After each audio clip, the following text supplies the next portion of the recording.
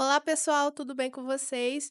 Aqui quem fala é a Sabrina e está começando mais um episódio do nosso Cientistas Negras Cast.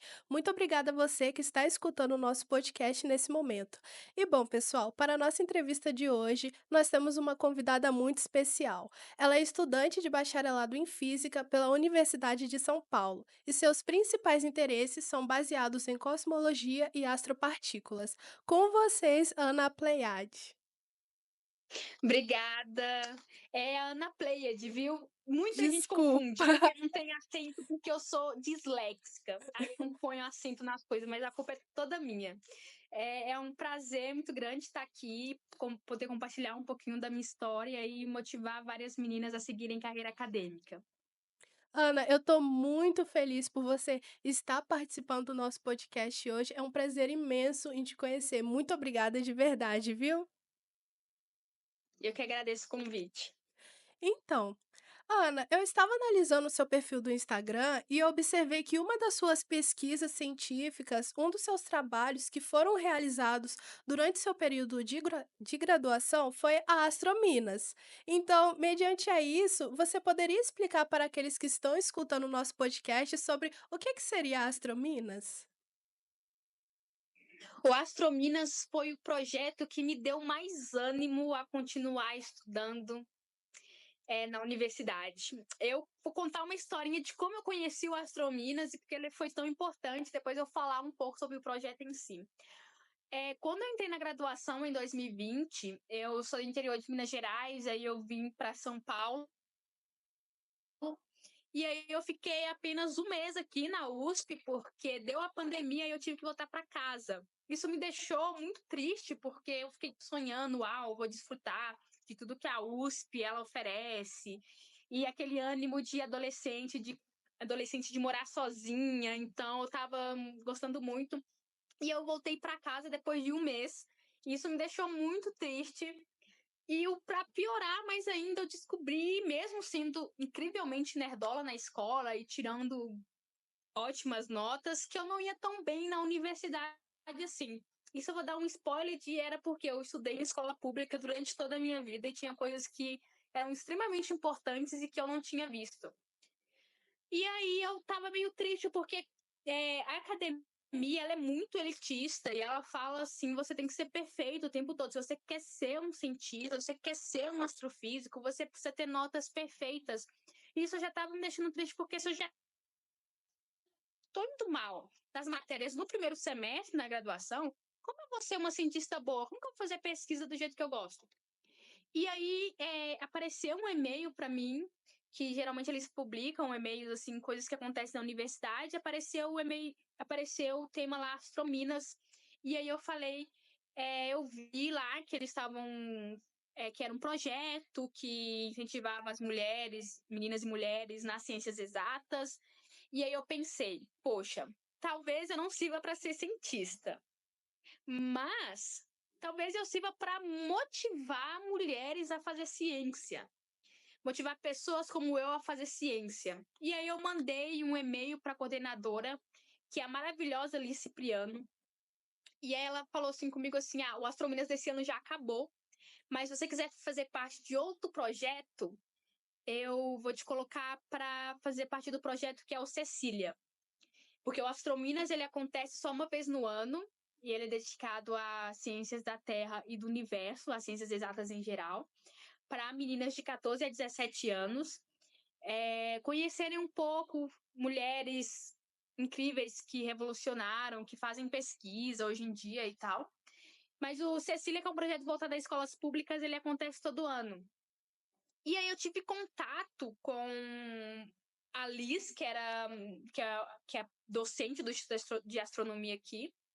E aí isso foi me dando ânimo, foi me dando segurança para continuar estudando. E eu lembro dela falando que, assim, que todo mundo, se eu quisesse mesmo, eu podia ser esse cientista, que essas coisas não me iriam atrapalhar. E foi me dando ânimo e conversar também com adolescentes pelo Cecília na Forma Online, que era a pandemia, me dava certo ânimo, porque assim, eu posso compartilhar o meu conhecimento com as outras pessoas.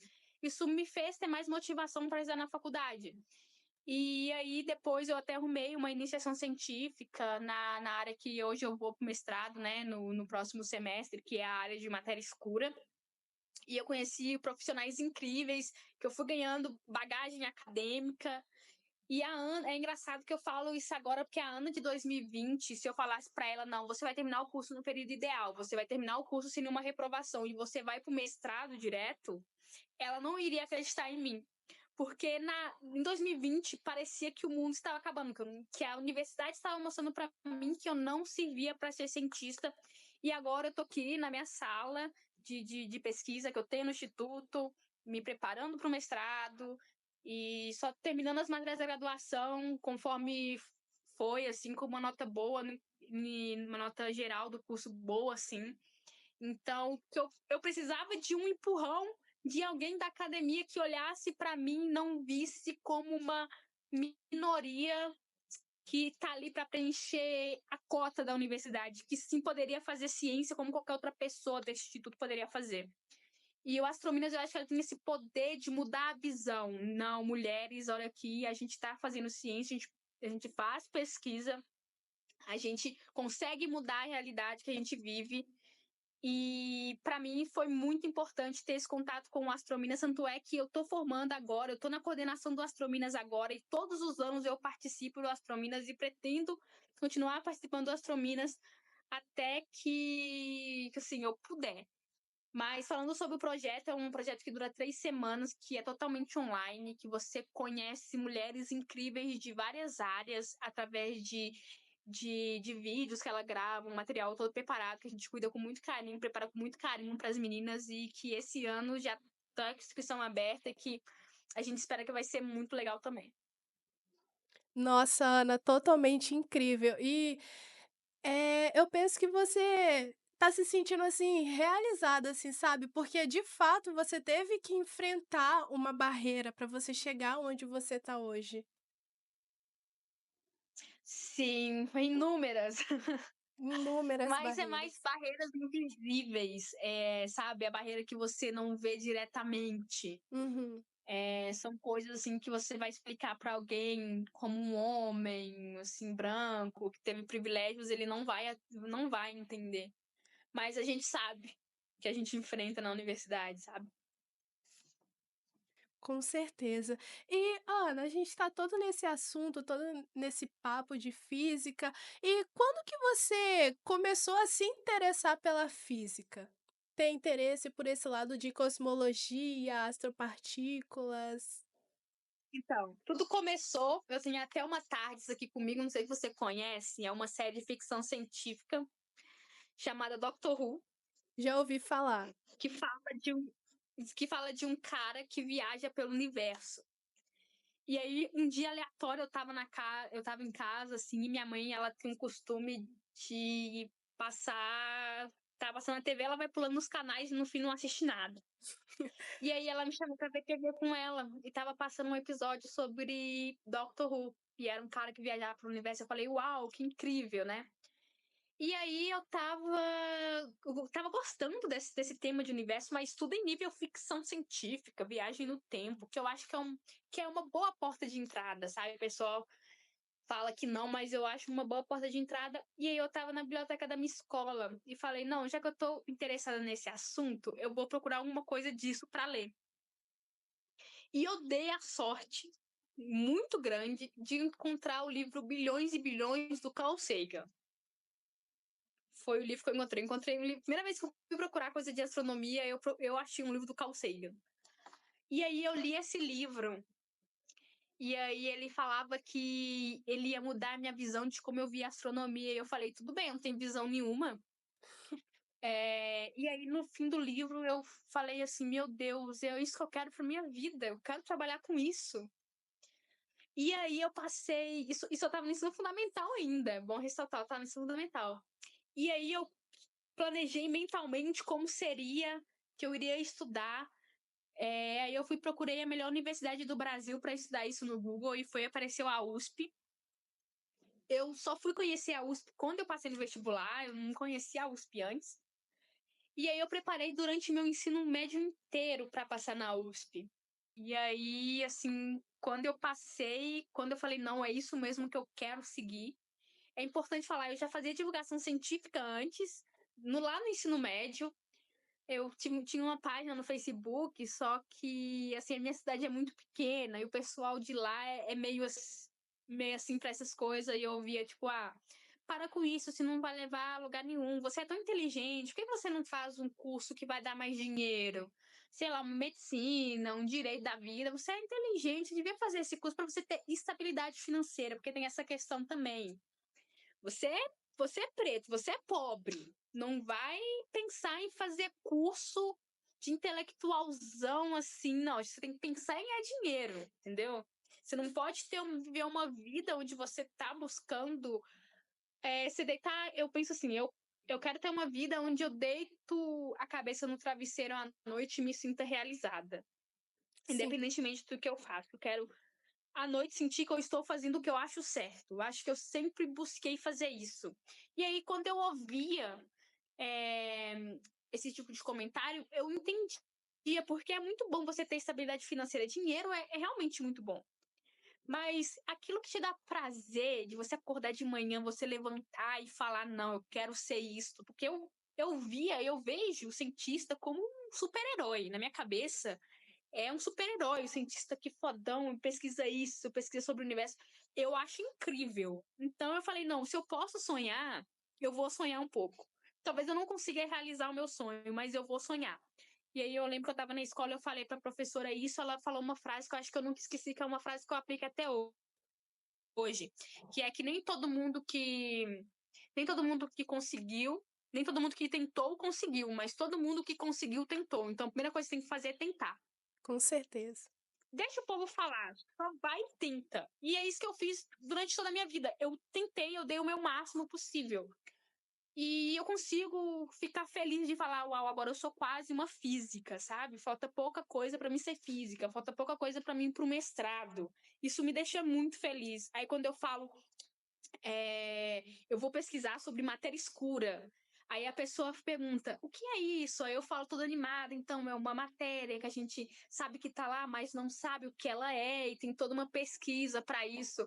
E pesquisando matéria escura, que é a área que eu pesquiso agora, eu me sinto muito animada porque eu vi livros de ciência, eles não, assim, fulano descobriu isso, fulano descobriu aquilo. Não que eu ache que eu seja quem vai descobrir que é a matéria escura, longe disso, mas eu tá tentando ser dar uma contribuição, assim, sabe, para o avanço científico me deixa muito animada. E é a questão da cosmologia, porque a matéria escura ela entra como astropartículas no contexto de entender como o nosso universo funciona e evolui. E, sabe, tá ali na fronteira da pesquisa, assim, entender como tentar compreender como o universo é, como o universo se criou, como ele evolui, é muito interessante, que me faz muito feliz. Nossa, esse assunto é muito interessante, assim como você acabou de dizer, e ainda bem que você não escutou esses comentários negativos, porque não tem nada mais gratificante do que você fazer aquilo que você gosta. Sim, Muito, muito legal a sua história, muito legal saber que o seu interesse surgiu através de um filme, que eu creio que isso acontece com muitas pessoas também, né, que surgem interesses, assim, através de filmes e entre outros. Muito legal, Ana. E, bom, pessoal, sim. então vamos para o tema do nosso episódio de hoje? O tema de hoje é a luta por equidade. E para que possamos conversar sobre isso, é preciso entender o que seria equidade. Então, Ana, como que você explicaria para aqueles que estão escutando o nosso podcast sobre o que seria equidade? Ao meu ver, que eu compreendo, equidade seria você dar suporte para que as pessoas elas se tornem iguais. Dar suporte para que elas partem do mesmo ponto de partida. Vamos supor, é diferente de igualdade. Você dá igual para todo mundo, mas as pessoas não são iguais, elas não partem do mesmo do mesmo princípio, então tem que dar igual para cada um. Por exemplo, vamos pegar vou pegar meu caso. Eu tenho alguns colegas, meu próprio namorado mesmo, eles são homens brancos que estudaram em colégio particular, que não enfrentaram greve, não enfrentaram problemas, assim, então eles tiveram uma educação de qualidade a vida inteira.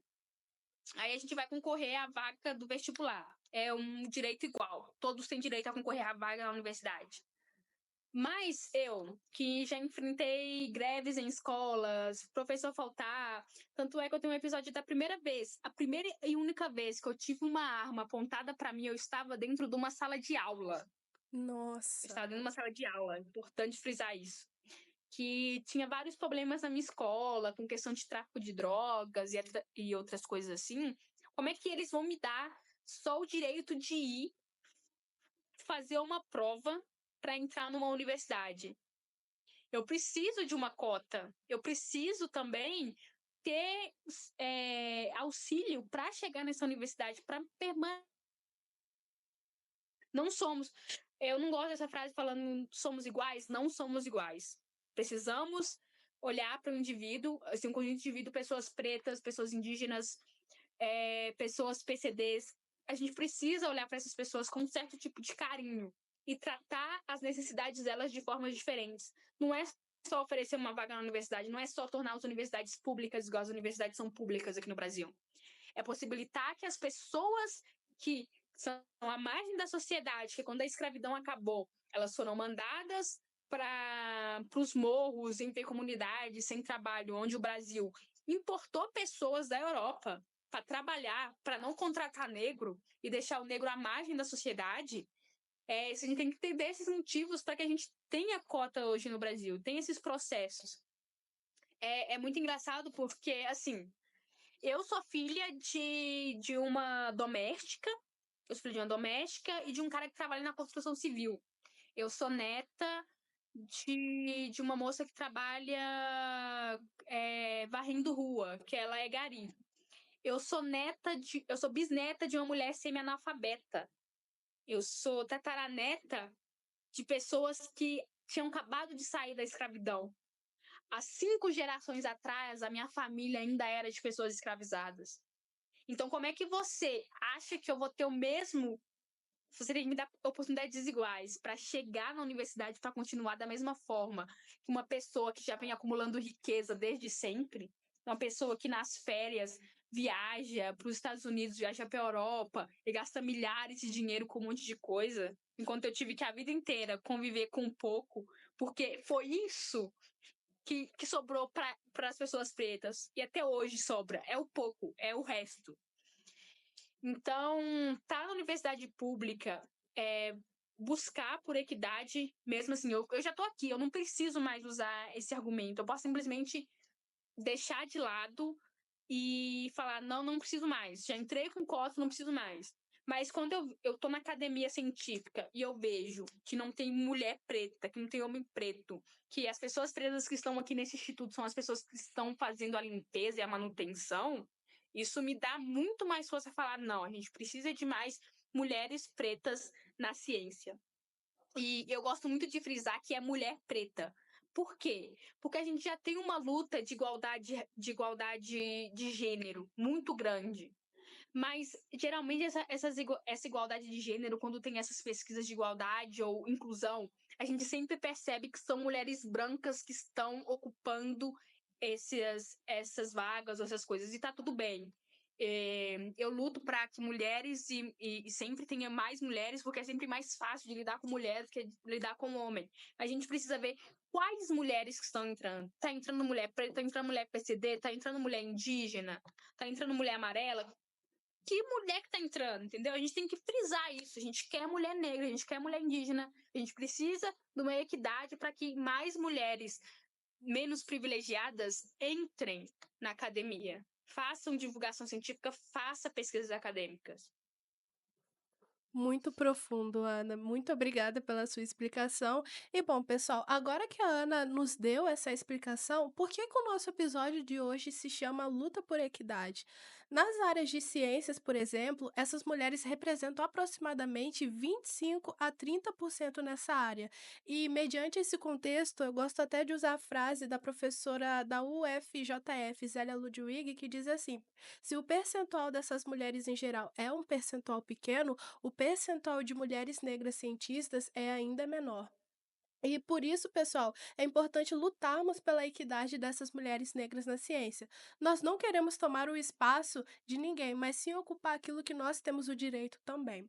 E, Ana, na sua concepção, como que você acha que nós, e principalmente aqueles que estão escutando o nosso podcast, pode ajudar na equidade dessas pesquisadoras negras? Só complementando que eu adoro a Zélia, conheci ela pessoalmente já, e Que ela é uma incrível! querida, um amor de mulher, assim, conversamos de vez em quando, assim, trocamos contato, e ela é incrível, maravilhosa. Como a gente pode, então, você que está ouvindo o podcast, pode ajudar na equidade? Então, gente, cobrar políticas públicas. Você vê alguém falando, não, eu sou negro, mas eu não quero cota, porque eu acho desigual. Explica para essa pessoa por que a gente tem que ter direito à cota. É você brigando com seu vizinho de forma pacífica, tá? Eu uso brigar, é você falar com convicção. A gente precisa de cota por causa disso, disso, disso. A gente precisa de avanço científico por causa disso, disso, disso.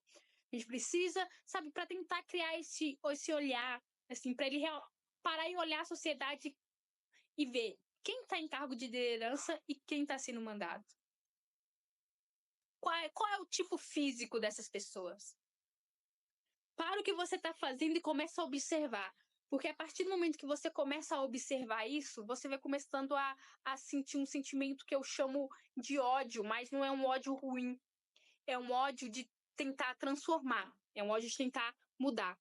Eu falo que, assim, o que me motiva várias vezes ao dia é esse ódio de ver uma coisa que está sendo feita errado, que não era para ser assim, e só falar. Falar, falar, falar, falar. Uma hora alguém vai me ouvir. Eu posso falar 95% das vezes para a parede, ninguém vai ouvir, mas uma hora alguém vai ouvir você e vai talvez concordar ou questionar o que você está falando é certo e pesquisar e compreender e seguir adiante transmitindo a palavra. Por isso que eu acredito muito na divulgação científica, porque ela tem esse poder de, de transformar vidas. Eu falo sobre uma pesquisa acadêmica para você, pode ser da forma mais rasa possível. Isso vai deixar você curioso para pesquisar e tentar compreender mais. Então, pesquisem, divulguem, falem, falem muito. Eu sempre, quando eu era criança, me falavam que eu falava demais e era para mim ficar quieta. Quando eu comecei a fazer divulgação científica, que as pessoas falavam para mim, fala mais, eu estranhava. Como assim alguém quer que eu fale mais? E a vida inteira as pessoas mandavam eu falar menos.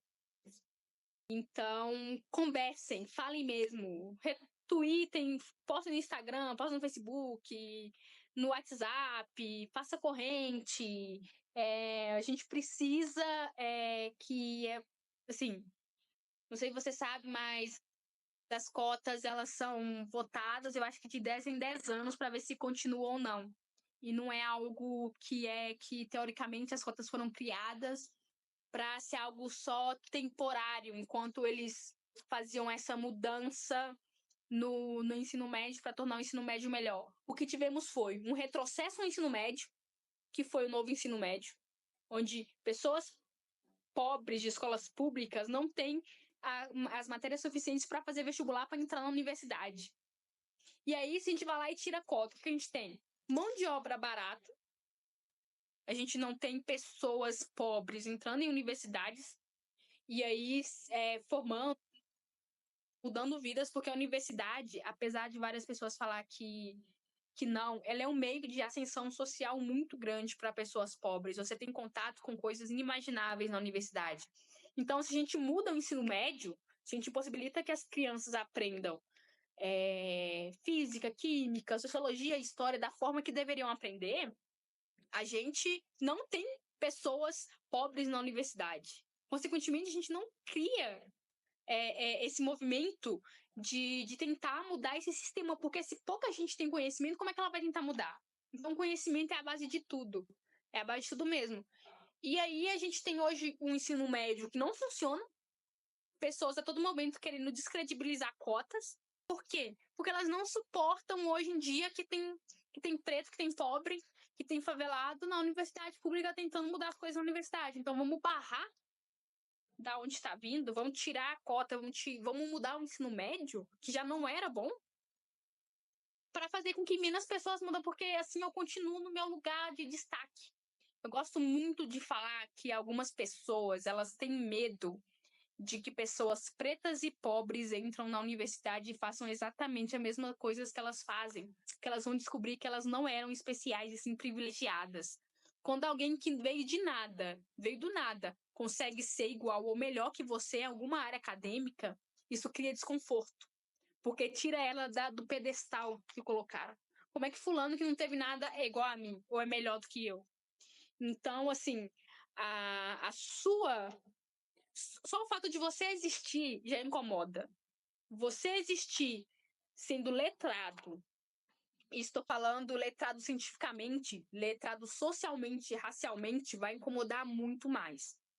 Então, vamos seguir gente coerente nas redes sociais, que falam sobre movimentar pessoas, sobre estudo, sobre graduação, sobre ascensão social de pessoas pobres. Vamos seguir essas pessoas, vamos questionar, vamos espalhar a cultura da ciência para o Brasil, e que assim a gente consegue ter mais equidade, porque a gente vai saber o que a gente precisa, a gente vai saber cobrar. Com certeza, Ana. Nossa, excelente exemplo. E lembrando, pessoal, que o nosso podcast também está sendo uma forma de divulgação científica para essas pesquisadoras negras. E, bom, pessoal, chegou a parte do nosso episódio de hoje, onde nós selecionamos uma determinada pergunta dos estudantes do Colégio Estadual Deodato Linhares, no município de Miracema, Rio de Janeiro. E lembrando que essas perguntas foram gravadas na 21ª Jornada Científica em Cambuci. E para a Ana, nós selecionamos a pergunta do Rodrigo, da turma 3002 regular. Então, vamos escutar qual que seria a sua pergunta.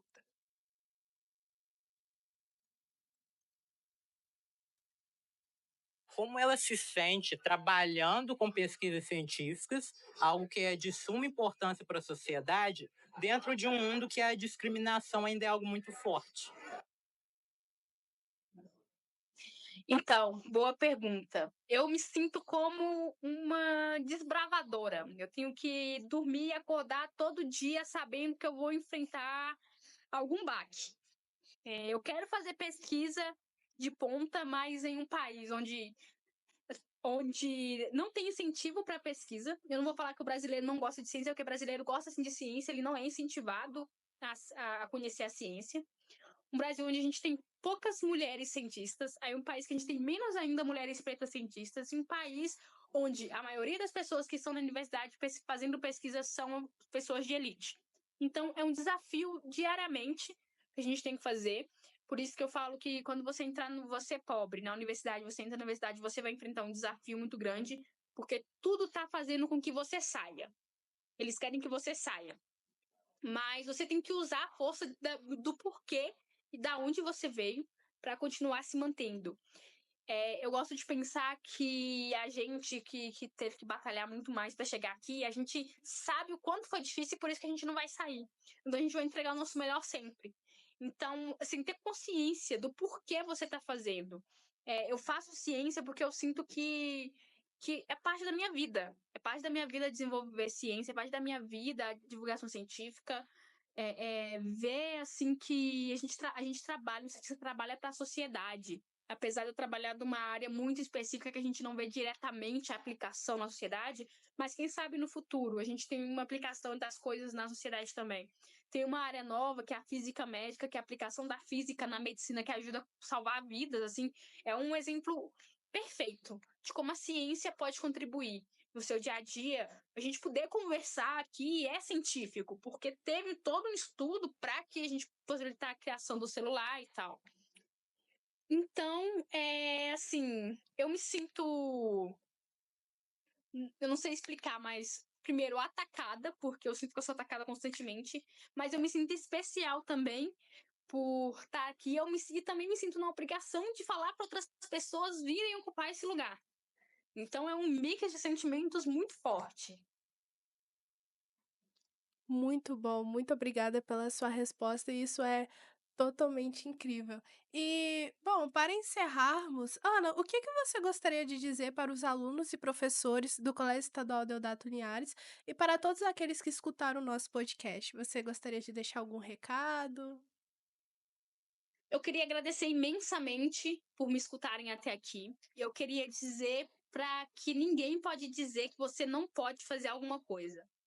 Nem acredite quando você mesmo disser que você não pode fazer alguma coisa. Você pode sim fazer tudo o que você quiser. Você quer fazer a coisa mais absurda, excepcional do mundo? Eu nem conheço você, mas eu acredito que você pode fazer. Então, só não desista, que vai dar tudo certo. E confie no seu potencial. Vocês não têm a capacidade de. Vocês não sabem o quanto vocês podem mudar vidas. Então confiem e continuem no sonho de vocês. E sonhar, gente. O primeiro passo que a gente precisa é sonhar. Com E certeza. depois correr atrás do sonho. Muito bom, Ana. Muito obrigada, viu? E bom, pessoal, por hoje é só. Ana, muito obrigada por esse encontro e por essa conversa. E muito obrigada por ter aceito o nosso convite para participar do nosso podcast. Foi um prazer imenso em te conhecer e conversar com você, tá bom? Eu que agradeço pelo convite. Precisando é só chamar. Muito obrigada, viu? E obrigada a você também que escutou o nosso episódio de hoje. Grande abraço e tchau, tchau. Tchau, Ana. Muito obrigada, viu? Tchau.